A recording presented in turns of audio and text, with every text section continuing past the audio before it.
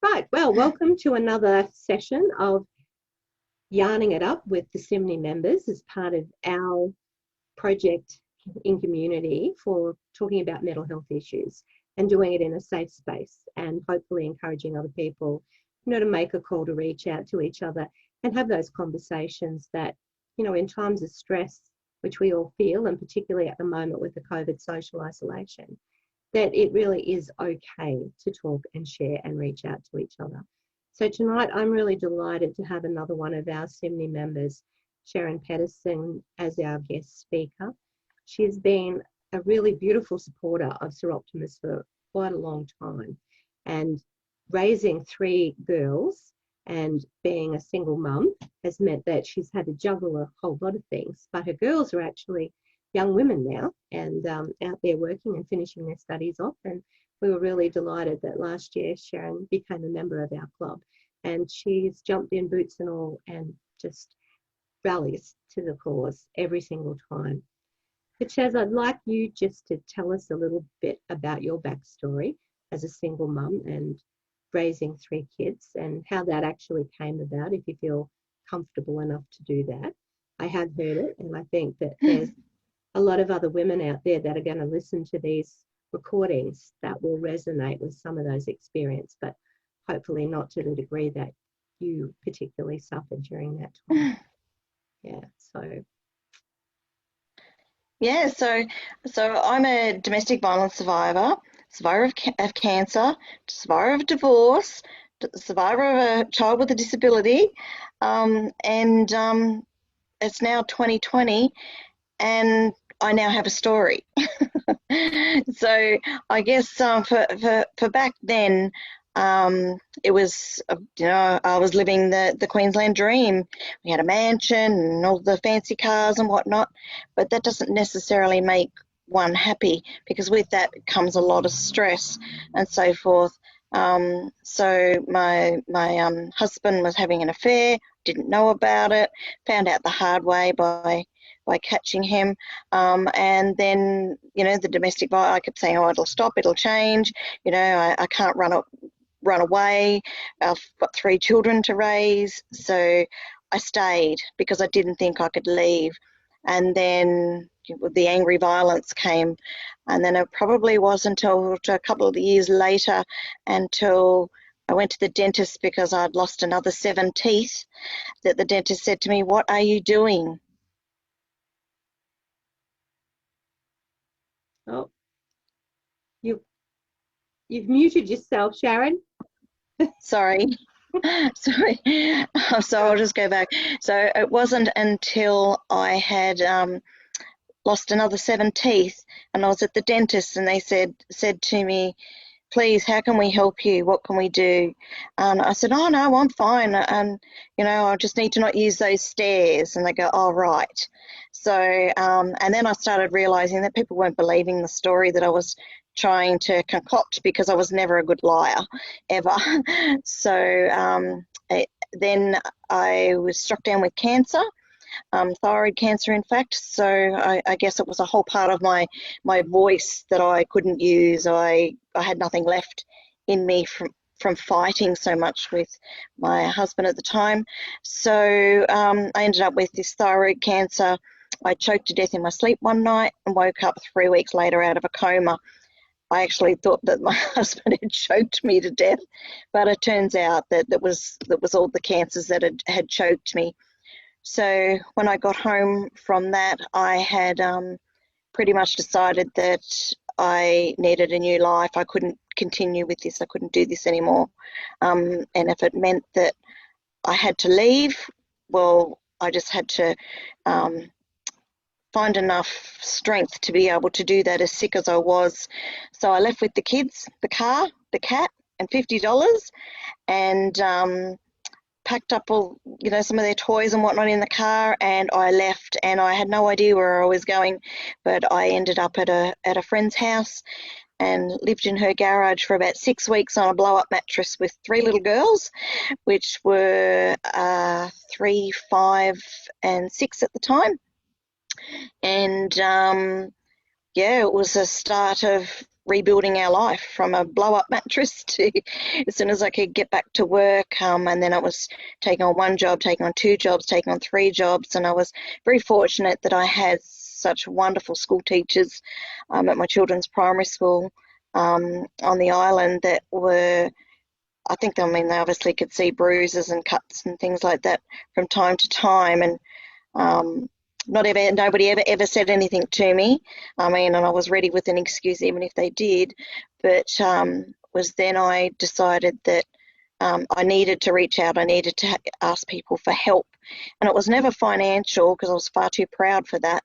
But it was to help me with the kids if they could pick up, one of the teachers would pick up my children and take them to school so that I could go to work earlier or go to treatment, or another teacher would take the kids home to her place, and I know that's probably not really allowed, but would take my children back to her house after school so that I could work a bit later, and then another person would come and I think it was from the Mothers Club, the P&F group would come to my house and look after my children at night so that I could go back out to work at night and do night fill at the supermarket. So I managed to hold down three jobs and rebuild our life, and get enough money together for another house to rent. And we went probably about 6 months without a dining table. We had this little tablecloth where my middle child had purchased from a thrift store for 20 cents, and it was really, really important for her that we stayed together as a unit, and we still did everything that we did before, as sitting down and pray before we eat our dinner and whatnot, all on this tiny little square tablecloth. We would sit on the floor and the kids would do their homework at this tiny little square tablecloth on the floor, and until we could buy furniture by furniture and rebuild things. And we learnt to be quite savvy because we had very little money at all, and I wasn't obviously getting any child support or anything. So being such a proud person, I would never ask anybody for anything, or to even borrow anything, which I know now was quite silly. I probably should have. But we would buy a packet of 5 cakes of soap, and we would sit there with the grater and grate the soap, and that would be our washing powder and things like that. So the kids learnt from a very young age to be very savvy and make money go a long way. If we went to the movies, we would take our bag of popcorn to the mother's room in the shopping centre, and we would. You've muted yourself again. So sorry, the screen just kept closing down. And so they'd still have their popcorn at the movies and things like that. I had to just learn to improvise and be very, very savvy, to ensure that the kids were still getting everything that everybody else was. And if I needed to, or the kids wanted to learn how to go fishing, we didn't have any rods, but I saw some old gentlemen down at the boat ramp, and I asked them, do they have an old rod that they may be able to spare? And I wanted to teach my kids, and they said, oh, let us teach them how to fish, and let us teach them how to tie a lure. And then there was a neighbour down the road. They ended up the child got a new bike, and I asked if I could possibly borrow their old bike so that we'd all have a bike each, so that we could go bike riding and things like that. And I just had to be really open and honest then to ask around the community for help. So I really learnt to become part of a community then more so, and enjoyed the time that we spent out in the community, because part of my custody battle for me to gain custody of my children was that I had to reside in Queensland and stay in Queensland. So therefore I didn't have any family support at all. I was stuck in Queensland with 3 little children, with a school community and an island community, but then became my family. So then I just got involved in what everybody else was doing, and it's amazing how many free events and things that were happening in the community that we could still be part of. We didn't have to go to the big theme parks or things like that. So as a mum, I had to still learn ways to to entertain my kids, and give them kind of the experiences that everybody else was having, on the cheap, and to be able to do things that I could do from the community. And tadpoling doesn't cost much. You don't have to be an expert to go tadpoling. You just have to Google lots of things like that. But then after raising my 3 children, and it was really, really important for me to be able to send them to a really great school, because I knew that that was going to set them up for the future, which in turn it has. So I kept working the 3 jobs and pretty much flogging myself to make sure they had everything they needed. And in the meantime, I've forgotten my own self-care, my own self-love. I didn't even know how to dream anymore. I'd forgotten how to dream, which was quite interesting. And I didn't do things like get my nails done or have facials or things like that. That just complete total care of myself and self-love was just everything was directed towards my 3 daughters, my children. So if I had kind of had my time over again, I'd spend a little bit more time for myself, and I probably would have had my children looked after here and there to give myself an hour here or there to myself, if I had my time back again. But would it change anything? No, because I've raised 3 amazing human beings that are really strong and resilient, and amazing people, and they find value in being part of a community as well, which is really important. And that's what I found with being part of Soroptimist International, which I was kind of introduced through my middle child, who, when she was in year 9, she'd done a Cert 2, 3 and 4 in community service and leadership, because she felt the same, that she really needed to give back to the community and be a part of it, learn how to do grant writing and things like that, because she's an athlete.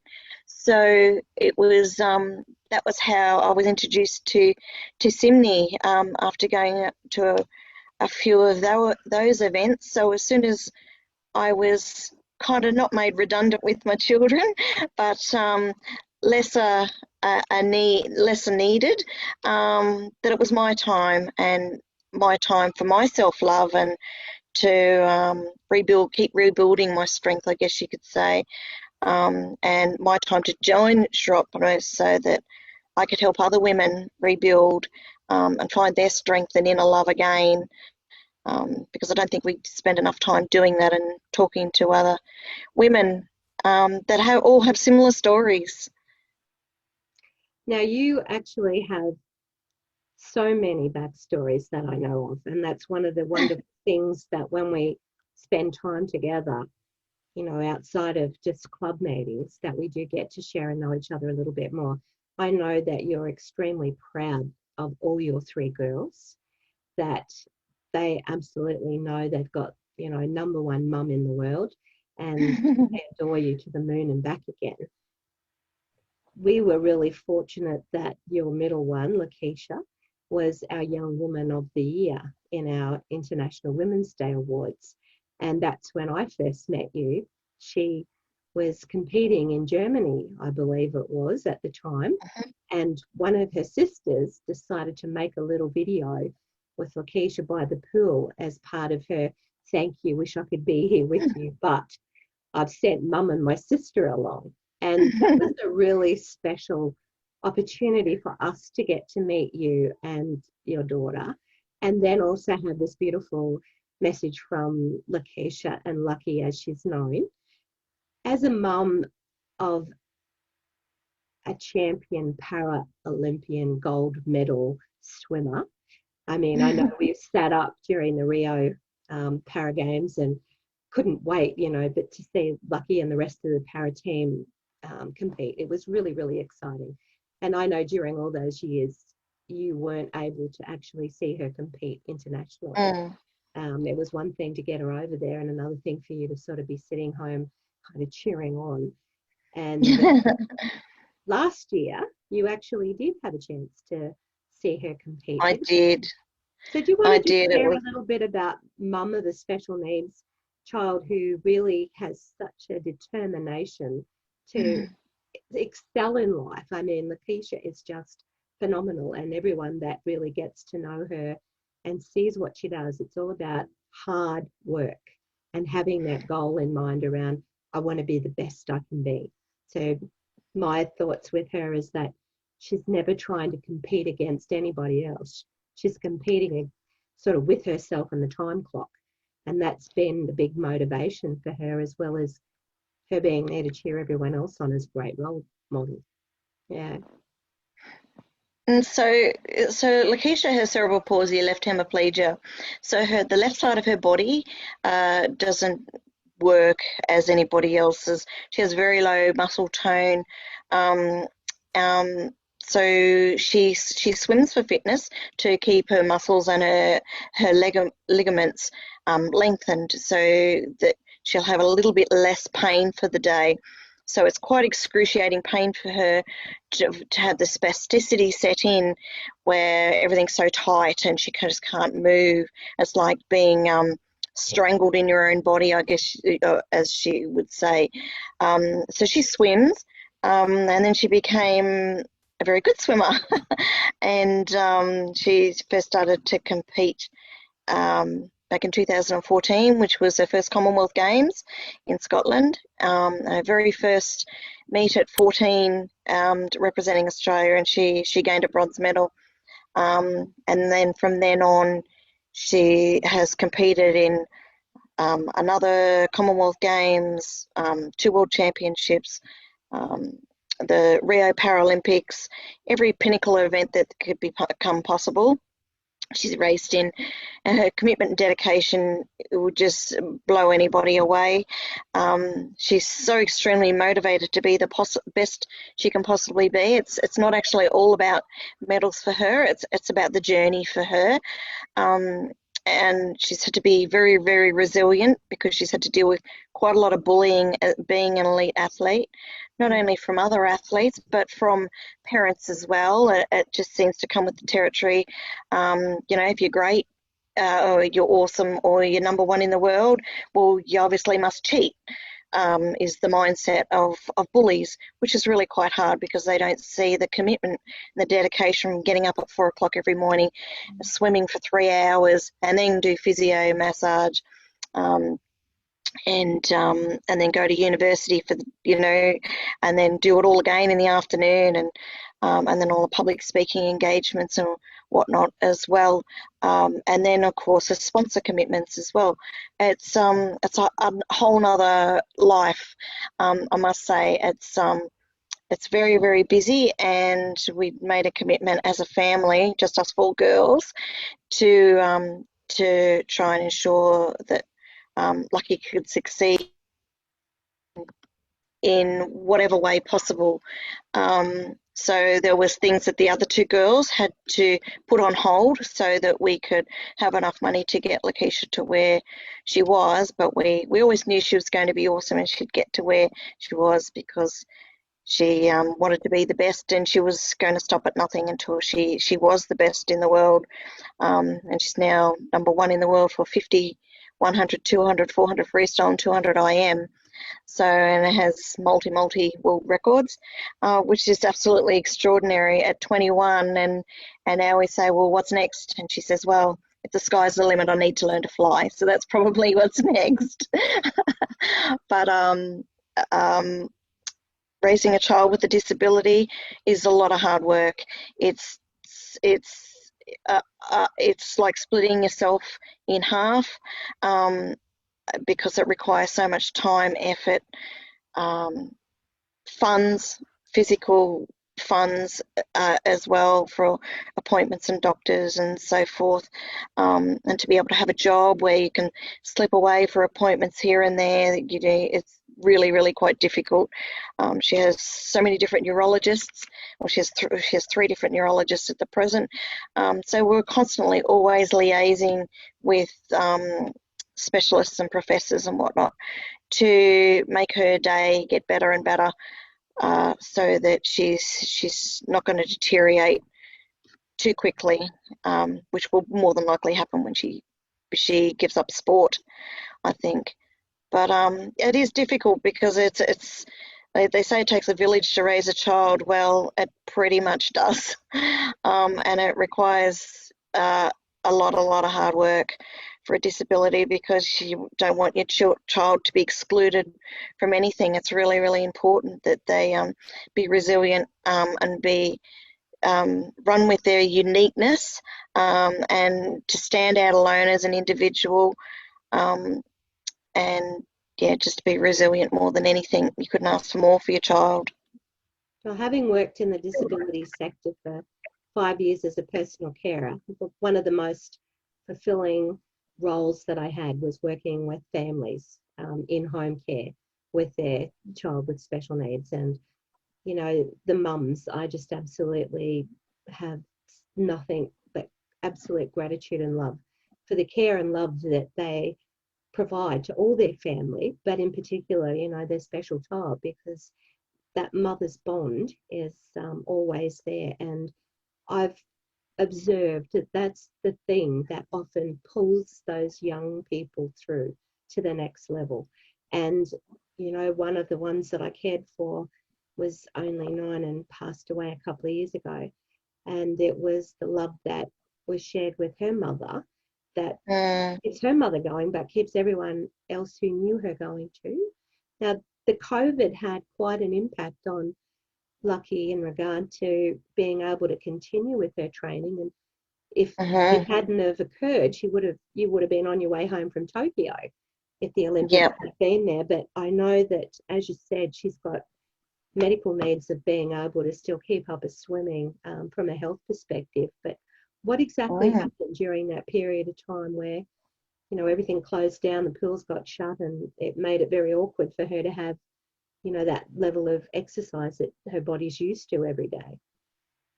That's right. It was quite extraordinary, because we'd never been in a situation before where there was no water available that we could actually use. And The bathtub just doesn't cut it, does it? The bathtub no, doesn't no, cut it. she doesn't sit in the bathtub anymore. She's too long. But the the soreness and the muscle stiffness and the spasticity doesn't go away. So to not be in the water was yeah, it was absolutely horrible for her. She was in chronic pain all the time, and obviously we don't have a swimming pool, so and we couldn't use anybody else's swimming pool either, because we were isolating. So and we didn't have much of a gym set up. She couldn't go to the gymnasium anymore. So you know, we're filling up milk bottles with water and things like that to improvise. And we're all flat out on the floor massaging her constantly as well, to keep her ligaments and tendons and muscles and that loose, which we didn't succeed. It was quite hard, but then we were fortunate enough to find there was a family that were in Lucky's swim club who offered their backyard swimming pool. Now, it was only I think it was a 12.5 metre swimming pool, but Lakeisha has like a big bungee strap that goes around her waist. She'd tie it to the fence, and she would just swim there for 3 hours in one spot. Didn't have a black line to follow, but she just kept swimming and swimming. And then that family, they would go over to Bribie every second day, over to the island, and they would swim a length of the island. And at that stage, you could have one extra person from your family as a gathering, so that meant that Lakeisha could join them. So again, Lucky was getting up every morning, and she'd meet them on the island, and they'd get all wetsuited up, and they would swim the island. So fortunately, once we were able to do that, about the 3rd or 4th week in, she became much better. Then we were able to get her back kind of nearly into a bit of a routine again, but still without massage, without physio, and without her personal trainer and things like that. You just had to improvise. Probably what they would have done in the olden days. They wouldn't have had fancy gyms and things like that. So we just had to make do. Probably helps that her sister is a personal trainer as well, so she was able to help her quite a lot as well. But it was a very, very trying time, and mentally exhausting for her as well, because she was preparing to head to Tokyo, and all that was just taken away. So it's kind of this 4 years worth of work, Mm. um, and just gone in a heartbeat. Um, but you know, we just kept saying to her, well, that means you've got another 12 months to improve, another 12 months to get better, to be better than where you are now. So it didn't take long. It probably took a couple of weeks for her, but she did have some downtime as well with university as well. She was at quite a loss, because we couldn't go anywhere, she couldn't train, she couldn't catch up with anybody. And for her mental stimulation as well, outside of her swimming and university, was um, quite difficult for her. So there's a lot of Skype calls and FaceTime and things like that with her friends, until a new normal was created, getting back to university, and with some of the COVID practices lapsing so that she could go back to the swimming pool and whatnot. So it was quite a difficult time mentally and physically, um, but we managed to get through it as a family, and just kept supporting her as much as we possibly could. Well, not only were you dealing with, Lucky's sort of health needs and need to keep the fitness up, and also disappointment of not being in Tokyo because you were planning to be there as well. So it was an all-round disappointment in that space. Your mum's also been very, very ill over the last couple of years, and the COVID restrictions, with the closed borders, has added even more stress to your ability to be able to keep loving the people that you love and be Mm, and they need. And it's still it's still sort of a bit of a hard slog for you being able to keep mm, in touch. And as you said, phone calls, Zooms are fine, but when it's your mum and you're so close to your mm. parents as well, that adds another layer of, just how your own mental health and coping with that kind of works. Do you want to sort of share a Mm. bit about that? Yeah, there's nothing like your mum. There truly isn't. And I've spent 5 hours today just figuring out how I can get from Queensland through New South Wales into Victoria. Um, so I've worked out a way that I can do it, but it looks like that I'm probably not going to be able to get back into Queensland until Christmas time, unless the border restrictions change. But I'm just going to make the time now, and I'm going to go home, and I'll just have to rally upon all my dear friends, to keep an eye on my girls for me. Them and all their partners all say, "Oh no, we'll be fine, Shez, you just go, and we'll take care of things here." And I'm sure they will. And it also gives them an opportunity to have a crack at this grown-up world, and an adult on their own, without me. And I'm sure they'll be all fine. I'll eat the freezer out, but that's okay. Um, you know, but it's so hard. But when you're a mum and you're trying to focus on your children and make sure they're all mentally strong and healthy, plus yourself, and then to know that you just want to be somewhere else, and you just want to be um, with your mum, is just horrible. So I'm not too sure how much longer we're going to have her for. I hope that I can make it home to spend that just a little bit more extra time with her, because FaceTime just doesn't cut it now. I need to be there with her, in her ending, and then we finish that chapter and start a new one. And in between all of that, you're probably one of the most generous, kind-hearted women that I know, that is there for everybody else on top of all of that. And you are the go-to person when other people need support. And, where were you today? Well, you're down at Kairos Tribal Lunch with us, serving up a feast to the young people there, and doing it with a big smile and a big heart and hug of love.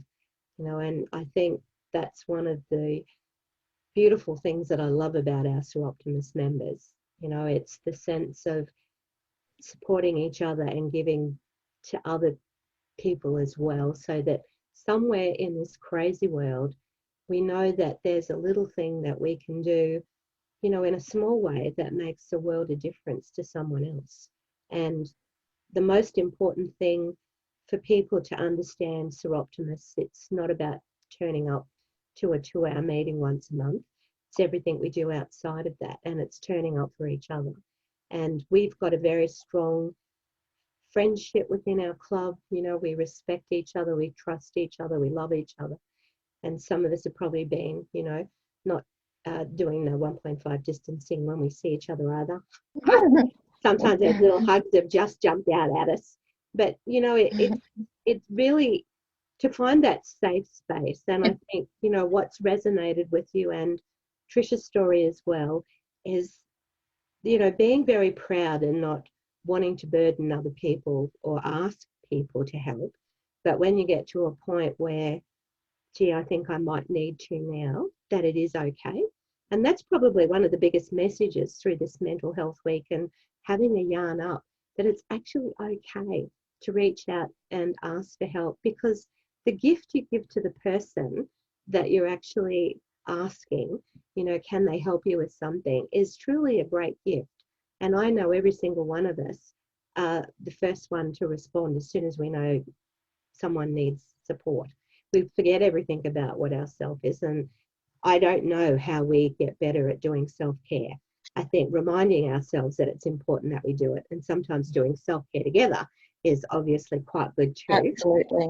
But, you know, so, and I like to think that being a part of the club and what we do locally and internationally is also part of our self-care, because we get a chance to be around, you know, other business and professional women and women that have come from all walks of life and all ages. In our club, you know, we've got the early 20-year-olds and we've got the over 80s. So we really carry a generation of every facet of a woman's life. And that's what's really beautiful, you know. And I think a big part of looking at Mental Health Week and, you know, raising awareness of Soroptimists and what we're doing through these sort of interviews as well, is just having those casual conversations that people can listen to and say, yeah, you know, I've heard about SIMNI, but I've never really sort of understood what they do, or maybe I know a few members, but this is a great way for them to actually get to know everybody else. And one of the interviews that we're hoping to do as well will be with Fiona and Chelsea Roffey and Lakeisha, who are all elite athletes, talking about some of the mental health preparations that they had to introduce into their life to attain that level. And also once they've sort of, you know, stepped back a little bit from that, and even in just the crazy time that we're doing now, it's like, what are you doing? And I'm not going to steal any of their story, but I'm really looking forward to having the interview with the three of them so that they can actually share a little bit about, you know, how they got to where they are. And I know it was with a lot of blood, sweat, tears, hard work and sacrifice. And if you are somebody that dreams and wants a better life for yourself and others, it comes back to hard work. You got to put the shoulder to the wheel, and, you know, along the way you give to others, and most of us sort of feel that boomerang effect, that when you're out there helping other people, you're actually helping yourself without looking for what's in it for me. I think without a doubt, and that's where opportunities arrive. Yeah, they do. And I like to make sure that our club members get lots of opportunities to be able to explore all sorts of things. So, Sherryn, thank you for sharing your time tonight with us. You know, it really is the heart of what women do. And I, not being a mum except to the cat, I don't know how mums cope on top of every other thing that they deal with in their lives. And we may even have another sort of panel discussion with some of our mums, you know, just looking at what you were doing when they were little, as well as the challenges that you've had as they were growing up. And I think there's a lot of rich stories to be had in yarning it up around that facet too. So thank Absolutely, and hopefully that'll give whoever is watching, it'll give them strength and hope. That's what it's all about. And for them to know that there are women out there that stand up for them and with them and will support them to stand on their own 2 feet. So thank you for that.